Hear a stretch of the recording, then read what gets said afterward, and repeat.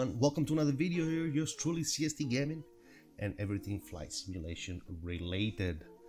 Today we got something cool here. Our good friends over at LITNXT sent us out a Rowsfire A107 Max overhead panel.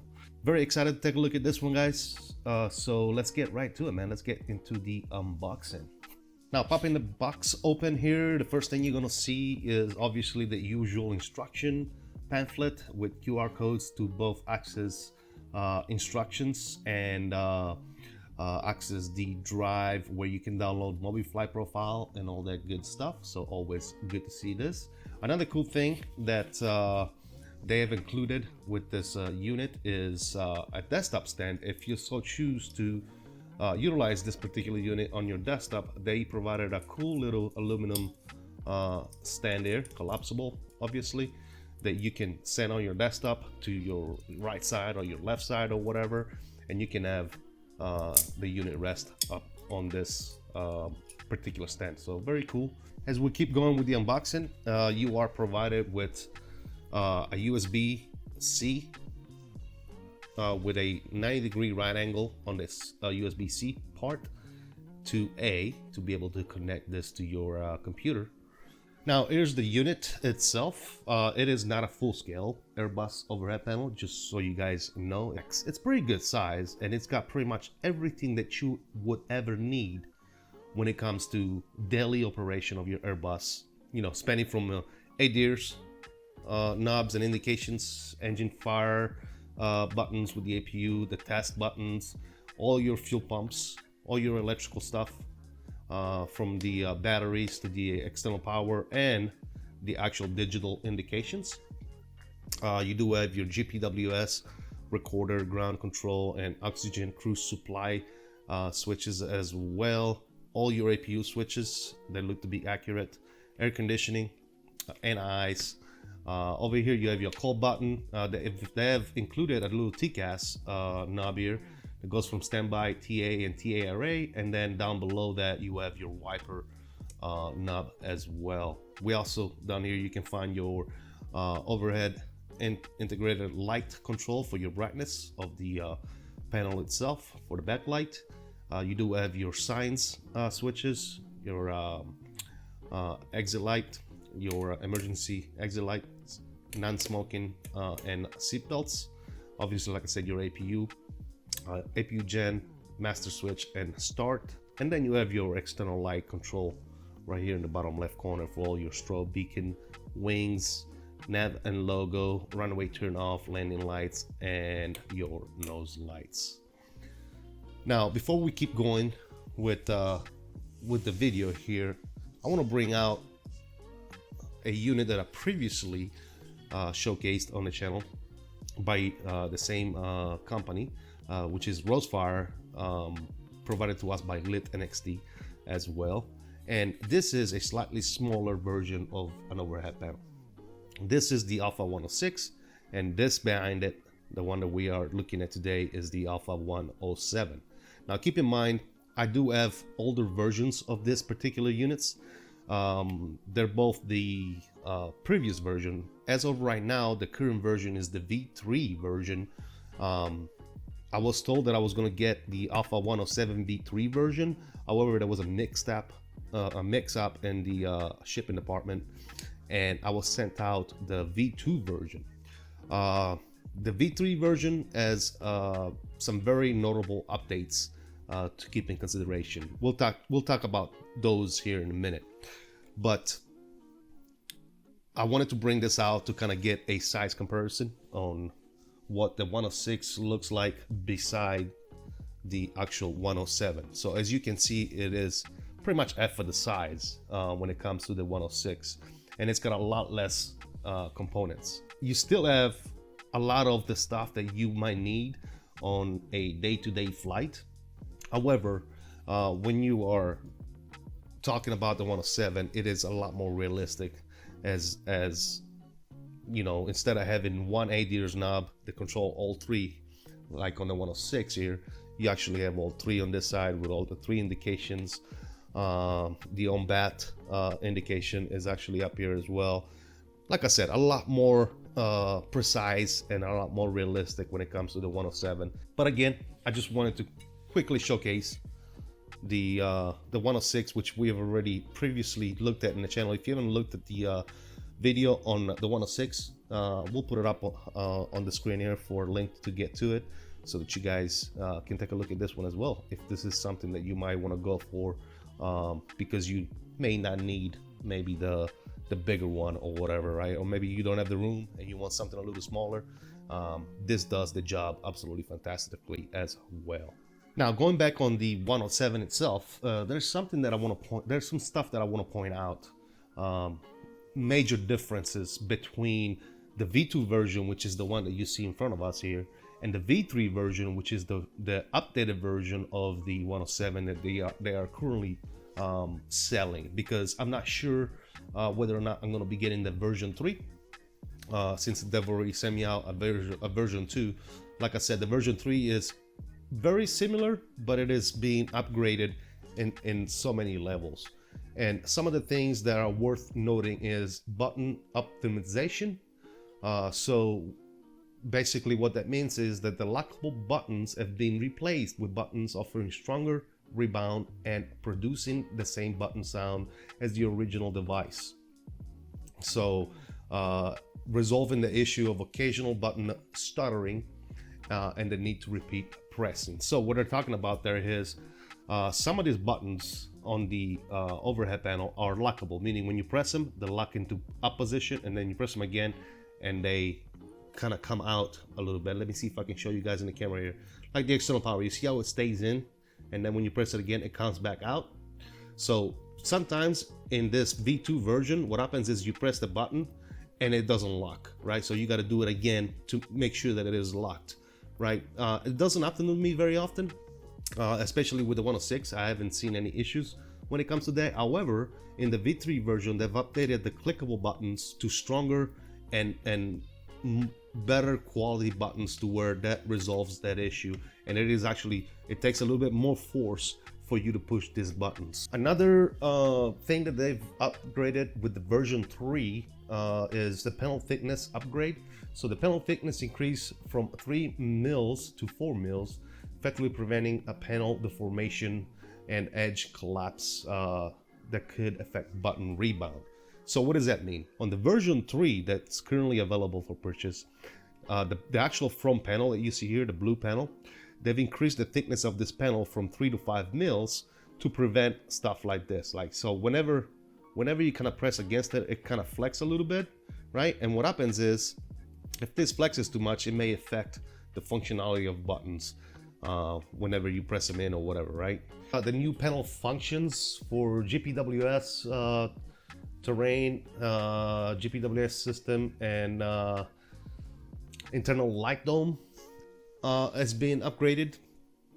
Improved panel dimming function. So the overhead integral light knob switch is now synchronized with the game lighting, achieving full synchronization between panel lighting and in-game lighting with completely linear brightness adjustment. So what that means is that right here, your overhead integral lighting right here, whenever you turn this up and down, it brightness and dims the actual backlighting of the panel. In the V2 or prior version of this panel, this is not synchronized with the actual aircraft. So doing this on the panel itself will only affect the lighting on the panel, on the physical panel. It would not affect the lighting inside the aircraft. They corrected some labeling error. So the incorrect off label on the A320 fuel mode selector has been changed to the correct manual. Replace the external power and CNF control buttons with unlocked buttons. So I guess the external power is supposed to be a push toggle switch, not lockable. But as you can see, I still have a lockable button for the external power. Whether on the new version it's not lockable, it's just a press toggle switch type deal, which I think that is realistic. You know, same thing with the CNF control. They moved the USB port to the back of the panel for easy wiring and more aesthetically pleasing cockpit design. So on our version right here, V2, the USB plug is actually on the side, as you can see right here. On the new V3, the USB has been moved to the back. All the toggle switches, when it comes to toggle switches, and that's all these switches right here, they've been upgraded to bigger and better quality switches. So these switches are very small, as you can see. The ones that come on the V3 version are bigger and better. What they've done in the V3 version, they've included EVA spacers, EVA blockers, I guess, put them that way, on the actual panel itself, on the inside, to prevent bleed through of light. So that's another thing that's been improved on V3 rather than V2 or previous versions. They've also reduced the size of the ADIRs on bat indication. It's a little smaller to the side here. And they reduced the size of the fire alarm buttons to avoid significant left-right tilting and resulting sticking issue. So the fire buttons right here, this is a 3D printed little button here, and it's wide. But if you was to look underneath this button, there's actually two buttons, right? So what happens is when you press, sometimes when you press on this, you might inadvertently press one button but not the other. So what they did is they reduced the size of this button to prevent mistakenly only pushing on one side or the other. So those are some of the things that I wanted to go over here to make you aware of the difference between the panel that you are actually looking at today with me, which is the V2 version, and the new and improved panel, which is your V3 version, V3.0 version, which is potentially the one that you are going to be getting if you so choose to buy one of these units from LITNXT.com. Now, one of the first things that I would point out is that even on the V2 version, just like the V3, the actual case itself is aluminum. Stamped aluminum with VESA mount screws in the back. The front, again, the color actually seems to be getting better. We reviewed another product the other day, which is the eCam panel, and the colors were a little off, but I think the colors are getting better as they upgrade this particular units. So that's absolutely fantastic. All the clicks are pretty positive when it comes to these buttons, nothing to complain about. The knobs, again, just like the other products that we have looked at when it comes to Rowsfire, they're 3D printed, but again, they look absolutely fine. They're nice and smooth, no issues there. We do have digital indication for the battery 1 and 2, nice and smooth, and I'm pretty sure they're gonna work just as advertised. All the buttons clicks are pretty positive. Again, nothing to complain about here. Some of them obviously are going to be lockable. Some of them are going to be momentary depending on what button it is. First impression, just like anything else, it looks very solid. Aluminum construction box.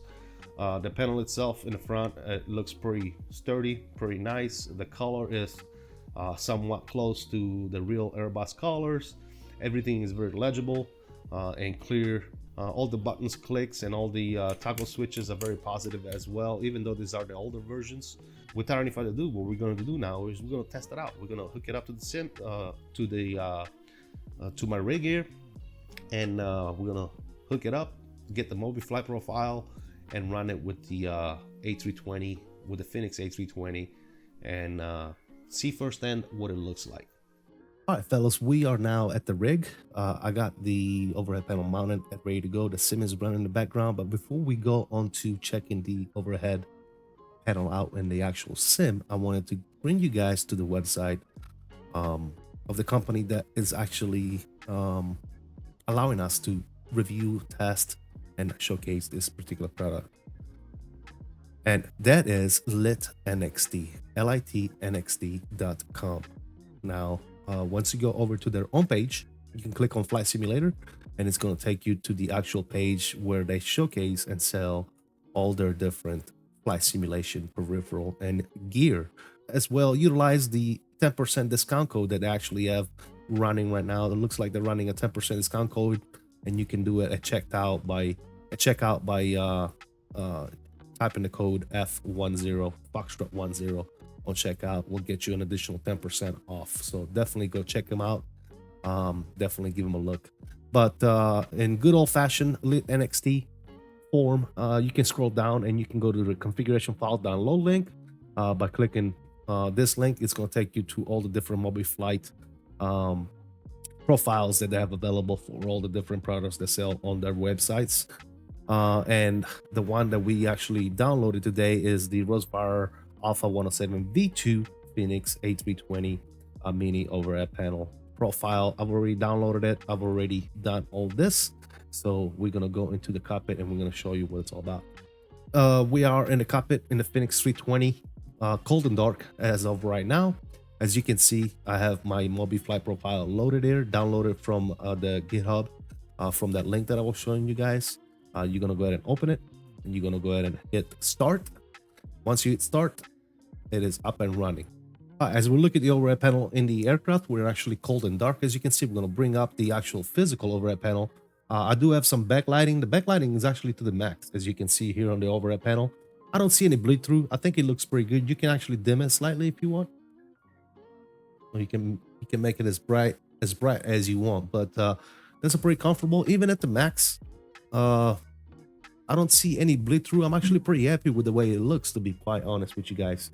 We do have the voltage of the battery showing, just like in the aircraft, and we do have the available external power light illuminated as well. Again, the backlight over here, the knob controls just the physical unit. It is not synced with the aircraft, as you guys can see. We already talked about that. But let's go ahead and see how this thing functions. Let's start by battery 1. There you go. Battery 1 is coming on.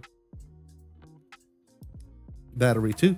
There you go. There's battery 2. You can see everything is nice and easy to operate. Let's go with the external power.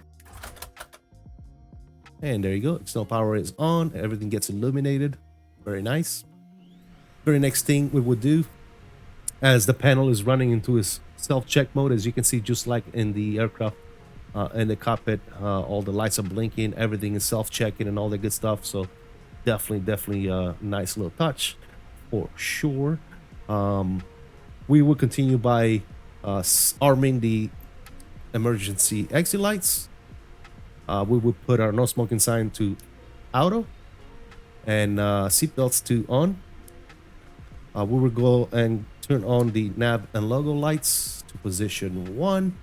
I would go ahead and turn on, oops, sorry, I just pushed too hard on it. It is not secured the way it should be, but that's on me, that's not on the actual unit. So crew supply is on, perfect. And we can go ahead and align 1, 2, and 3 and let that go into align mode. Perfect. We might see the on bat flicker here. There you go. Yeah, on bat is flickering. Perfect, just like in the aircraft. Obviously, you can turn all the fuel pumps on. 1, 2, pump 1, pump 2, 1, and 2. So that's Gucci go there. If we want, we can go ahead and test our fire lights for the APU before we start the APU. Hold the test light. Let me give you guys a better visual here. But if you hold the test light here, just like in the aircraft, it's going to illuminate, and the audible sound is going to go off until you let go. You can do the same with engine 1, and obviously your engine 2. So you can definitely replicate a real flight with this panel. No issues whatsoever. Start the APU, shall we? Master switch to on. Gonna wait a few seconds. And then we're gonna go ahead and start the APU. And as you can see, everything I'm doing on this panel is actually happening in the aircraft itself. So absolutely fantastic. Now that the APU is online, obviously you'll see that this light switches from on to available. And once that happens, you can go ahead and turn on your APU bleed air. But yeah, everything else does work. So taxi light, as you can see, to taxi and to take off.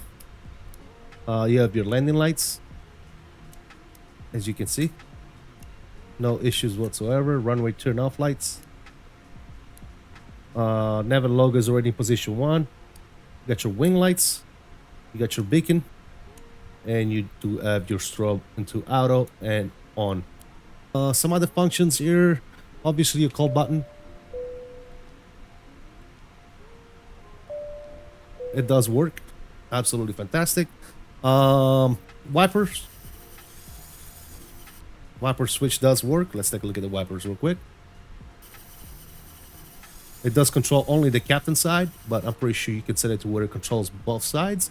And then, like I said, you have the additional function here of a standby TA and TA array knob. So if we go down here and we take a look at this and we want to go to TA, you can actually do that.